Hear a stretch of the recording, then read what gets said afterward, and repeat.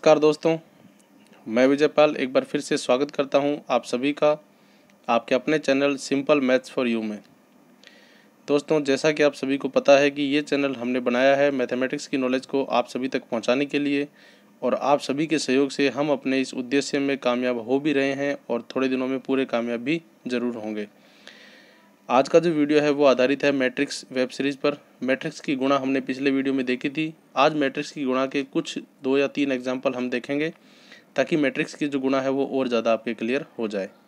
जैसा कि मैं आपको पहले भी बता चुका हूँ कि मैट्रिक्स जो टॉपिक है वो 11th क्लास से स्टार्ट है। 11th 12th और आगे फर्दर स्टडी में पूरा काम आएगा, और आने वाले टाइम में 1-2 साल में हो सकता है कि जब सिलेबस चेंज हो नेक्स्ट ईयर, तब ये आपके 9th और 10th में भी इसका जो इंट्रोडक्शन है वो जुड़ जाए। तो उस समय भी ये वीडियो आपके बहुत काम का होगा। वीडियो शुरू करने से पहले मैं सभी से रिक्वेस्ट करूंगा कि वीडियो को लास्ट तक देखिए, फुल आवाज़ में देखिए ताकि आपको पूरा समझ में आए। अच्छा लगे तो लाइक कीजिए, सभी दोस्तों को शेयर ज़रूर कीजिए, और यदि चैनल पे नए हो तो सब्सक्राइब भी ज़रूर कर दीजिए ताकि किसी प्रकार का वीडियो आपसे मिस ना हो। चलिए अब शुरू करते हैं मैट्रिक्स की गुणा के उदाहरण। देखिए, कल जो हमने मैट्रिक्स की गुणा की थी, मैट्रिक्स की गुणा में हमने 2x2 मैट्रिक्स का एक एग्जाम्पल लिया था। ठीक है, आज हम एक 3x3 मैट्रिक्स की गुणा का एग्जाम्पल ले लेते हैं, क्योंकि 3x3 ही सबसे हार्ड मानी जाती है। 4x4 तो बहुत ज़्यादा टिपिकल हो जाती है, इसलिए 4x4 के क्वेश्चन भी नहीं आते। तो 3x3 तक ही क्वेश्चन आते हैं ज़्यादातर, और 3x3 ही हार्ड मानी जाती है। 2x2 के क्वेश्चन बहुत ज़्यादा ईजी होते हैं, इसलिए ज़्यादा नंबर के क्वेश्चन हमेशा 3x3 के ही आते हैं। तो ये इंपॉर्टेंट है। 3x3 में जो टोटल एलिमेंट होंगे वो 9 होंगे। 9 होने से काम आपको 9 बार करना पड़ेगा, इसलिए थोड़ा सा ये लंबा भी हो जाता है, लेंदी भी हो जाता है, और लेंदी काम में प्लस माइनस की गलती होने के चांस भी ज़्यादा रहते हैं। तो आप वीडियो को ध्यान से देखना, सवालों को आराम से करना, आपसे गलत नहीं होगा। चलिए देखते हैं एग्जाम्पल नंबर 1। सपोज मैंने एक ए मैट्रिक्स मानी 3x3 की, जो मैंने ये संख्या ले ली,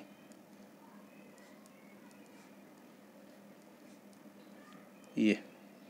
ठीक है, आज मैंने यहाँ पे एक नेगेटिव संख्या भी ली है। संख्या नेगेटिव पॉजिटिव कैसी भी आ सकती है, उससे कोई फर्क नहीं पड़ता, आपको बस अपना काम करना है।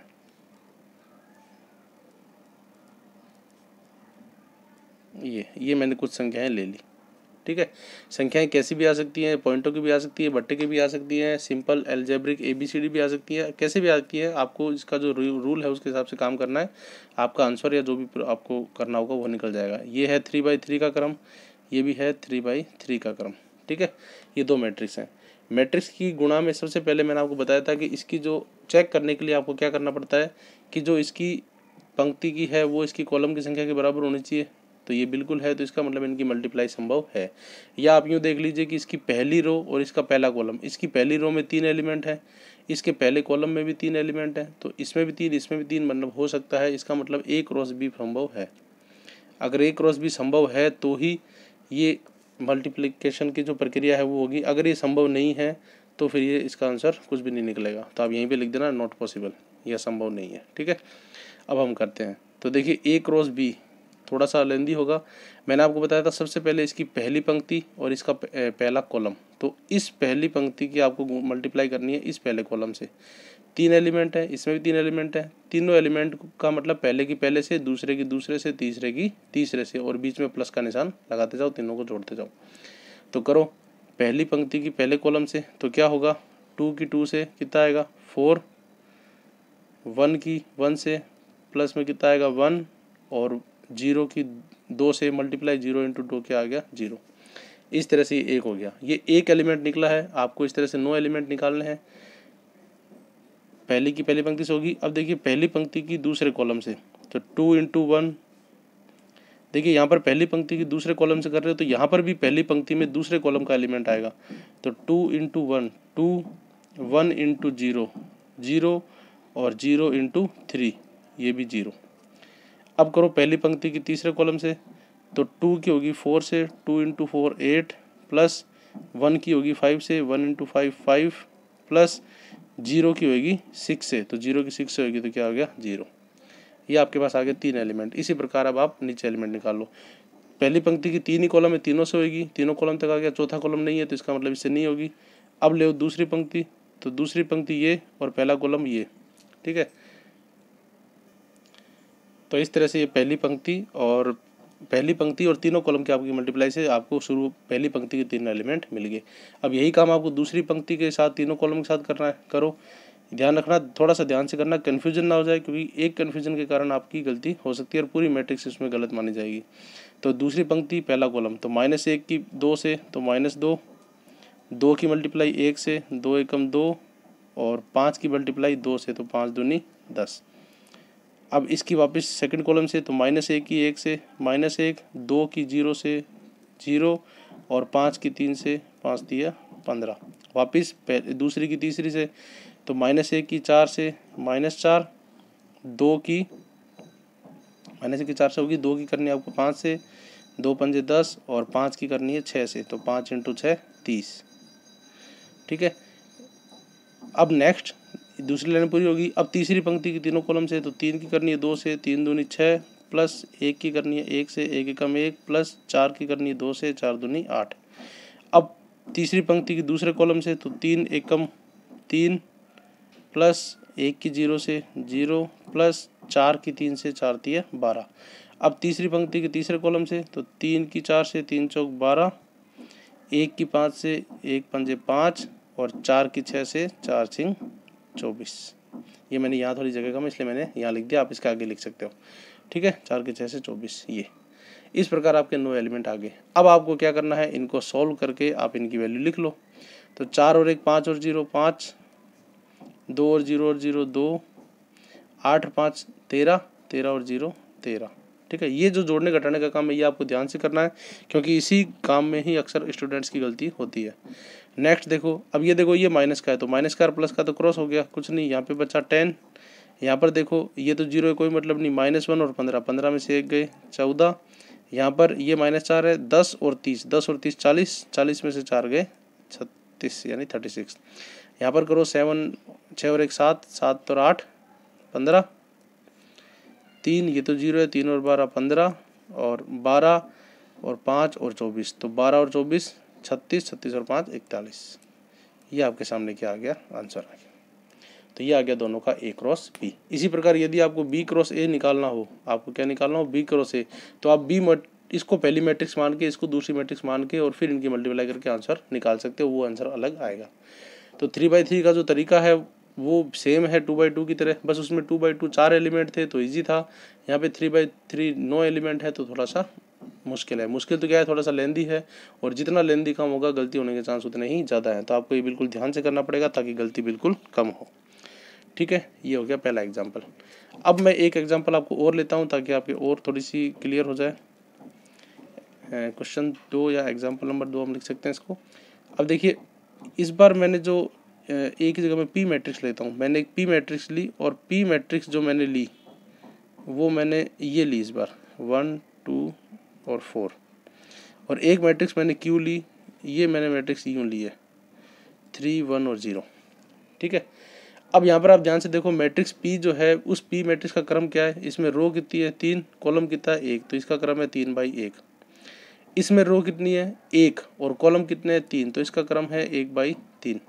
अब यहाँ पे ध्यान से देखो, इसकी पंक्ति की संख्या और इसके कॉलम की संख्या बराबर है, बिल्कुल बराबर है, तो इसकी मल्टीप्लाई संभव है। आप ध्यान से देखो, इसकी पंक्ति की संख्या और इसके कॉलम की संख्या बराबर है, तो इनकी मल्टीप्लाई संभव है। इसका मतलब पी और क्यू की मल्टीप्लाई पॉसिबल है, पॉसिबल है तो हम इसको करेंगे। आप इसको यूँ भी चेक कर सकते हो, इस पंक्ति में कितने एलिमेंट है 1, और इस कॉलम में भी कितने एलिमेंट है 1, तो इसका मतलब ये भी संभव है, तो यहाँ पे ये संभव है। लेकिन अब आप ध्यान रखना कि ये थोड़ा सी ये कॉलम मैट्रिक्स है, ये पंक्ति मैट्रिक्स है, थोड़ा का क्रम भी अलग अलग है, तो थोड़ा सा आपको हो सकता है कि ये क्वेश्चन थोड़ा अलग लगे, लेकिन आप उसी तरीके से करते जाओ, आपके सामने बिल्कुल आराम से क्वेश्चन आ जाएगा। ठीक है, अब देखिए, सबसे पहले हम क्या करते हैं, पहली पंक्ति पहला कॉलम, तो पहली पंक्ति में एक ही एलिमेंट है, पहली पंक्ति में एक एलिमेंट है, पहले कॉलम में भी एक है, तो एक और एक की इनकी मल्टीप्लाई हो जाएगी। जब ज़्यादा एलिमेंट होते थे तो उनको जोड़ देते थे, लेकिन यहाँ पे एक ही एलिमेंट है तो वही रहेगा। तो पहली पंक्ति की पहले कॉलम से, तो 1 × 3 कितना होगा 3। पहली पंक्ति दूसरा कॉलम, तो 1 × 1 1। पहली पंक्ति तीसरा कॉलम, 1 × 0 0। इस तरह से पहली पंक्ति के तीनों कॉलम आ गए। अब देखो, दूसरी पंक्ति पहला कॉलम, तो 2 तिया 6। दूसरी पंक्ति दूसरा कॉलम, 2 एकम 2। दूसरी पंक्ति तीसरा कॉलम, 2 × 0 0। इसी प्रकार से तीसरी पंक्ति पहला कॉलम, 4 तिये 12। तीसरी पंक्ति दूसरा कॉलम, 4 एकम 4, और तीसरी पंक्ति तीसरा कॉलम, 4 × 0 0। तो ये आपकी जो आएगी, ये आपके आंसर मैट्रिक्स आएगी। अब इसका जो क्रम है वो देखिए, क्रम क्या बना, 3/3। तो आप देख सकते हो क्रम किस तरह से बनता है कि जो पहली की पंक्ति की संख्या आती है और दूसरी की कॉलम की संख्या आती है, वो मिला के इसका क्रम बन जाता है। तो ये आपका इसका क्या होगा, आंसर होगा। आई बात समझ में? तो ये है आपका आंसर। अब इसमें देखिए वही तरीका है, आप उसी तरीके से करते जाइए, बस जो मैट्रिक्स है उनका क्रम अलग अलग है, तो इस तरह से ये होगा। बिल्कुल आसान है, आप 1-2 बार प्रैक्टिस करोगे तो इजीली आप कर सकते हो। अब इसके अंदर हम Q और P निकाल के देख लेते हैं। क्या निकाल के देख लेते हैं? Q और P, मतलब उल्टा। अभी हमने P और Q की मल्टीप्लाई की थी, अब हम Q और P की मल्टीप्लाई करके देखते हैं। तो इसमें क्या होगा, Q को पहले रखना होगा, तो यहाँ पर मैं Q मैट्रिक्स को पहले लिख लेता हूँ। एग्जाम्पल है इसलिए संख्या आप चेंज कर सकते हो, मैं एक बार वही ले रहा हूँ, संख्याओं से कोई फर्क नहीं पड़ता, आपको तरीका देखना है। संख्याएं तो हर क्वेश्चन में चेंज होती रहेंगी। और जो P है उस P का मान मैं रख रहा हूँ 1 2 4, वही मैंने संख्या ली है। अब चेक करो क्या यहाँ पर Q क्रॉस B पॉसिबल है, संभव है। तो यहाँ पर देखिए इसका क्रम है 1 पंक्ति 3 कॉलम, यानी 1/3। इसका है 3 पंक्ति 1 कॉलम, यानी कि 3/1। अब यहाँ पर इसकी पंक्ति की संख्या, इसके कॉलम की संख्या 1 है, इसका मतलब दोनों बराबर है, यानी Q × B पॉसिबल है। पॉसिबल है तो हम करेंगे Q क्रॉस P, और यहाँ पर हम अब क्या करेंगे, ये इस तरह से, ठीक है। अब यहाँ पर आप ध्यान से देखियो, पहली पंक्ति की करेंगे हम पहले कॉलम से, तो पहली पंक्ति यही, पहला कॉलम ये रहा। तो पहली पंक्ति में 3 की मल्टीप्लाई करेंगे 1 से, 3 × 3, फिर 1 की मल्टीप्लाई करेंगे 2 से, 1 दूनी 2, और 0 की मल्टीप्लाई करेंगे 4 से, 0 × 4 0, और इन दोनों को क्या करेंगे, हम जोड़ेंगे, ठीक है ना। ऐसे ही करते हैं जब 3 एलिमेंट हो पंक्ति में, इसमें 3 एलिमेंट, इसमें 3 कॉलम, इसमें भी 3 एलिमेंट, 3 की 1 से, 3 × 3 प्लस 1 दूनी 2 प्लस 0 × 4 0, ठीक है। पहली पंक्ति के बाद हम क्या लेते हैं, दूसरा कॉलम है ही नहीं, तीसरा भी नहीं है, खत्म। पहली पंक्ति के बाद हम दूसरी पंक्ति लेते हैं, दूसरी पंक्ति है ही नहीं, खत्म। तो इसका मतलब इसका आंसर यही होगा। इन तीनों को आप जोड़ दो, 3 और 2 5 और 0 5, यानी कि इसमें यही आएगा। अब इस मैट्रिक्स का क्रम क्या हो गया, 1/1। तो 1/1 क्रम हो गया। तो यहाँ पे आप देखो, इसके पंक्ति की संख्या आता है क्रम में, इसके कॉलम की संख्या आता है, पंक्ति 1 थी कॉलम 1 है, तो 1/1 एक ही इसका आंसर आ गया। यानी इसका जो मैट्रिक्स आई P/Q क्या आई, 5, ये इसका आ गया आंसर। Q × P क्या आ गया, 5। और ये जो मैट्रिक्स आई ये कौन से क्रम की है, 1 × 1 क्रम की। तो इसकी भी मल्टीप्लाई संभव है, ये इसकी मल्टीप्लाई होगी। तो इस प्रकार आपने देखा कि मैट्रिक्स की जो गुणा है वो बिल्कुल आसान है। कोई भी क्रम हो, बस आप नियम से चलते रहो, पहले चेक करो गुणा संभव है या नहीं, उसके बाद नियमानुसार चलते रहो, गुणा करते रहो। 1-2 क्वेश्चन आप इसके करोगे तो बिल्कुल ईजी हो जाएगा। और आज के वीडियो में इतना ही। नेक्स्ट वीडियो में फिर मैट्रिक्स का कोई आगे का जो ऑपरेशन है वो देखेंगे। और आज के वीडियो में यदि कोई आपको दिक्कत आई हो किसी भी प्रकार की, तो वीडियो के नीचे कमेंट करके ज़रूर पूछें। चैनल पर नए हो तो उसको सब्सक्राइब जरूर कर लीजिए। वीडियो को लास्ट तक देखने के लिए आप सभी का धन्यवाद। अपने सभी दोस्तों को शेयर कीजिए ताकि वो भी इसका फ़ायदा उठा सके। मिलते हैं बहुत जल्द अगले वीडियो में, तब तक के लिए धन्यवाद।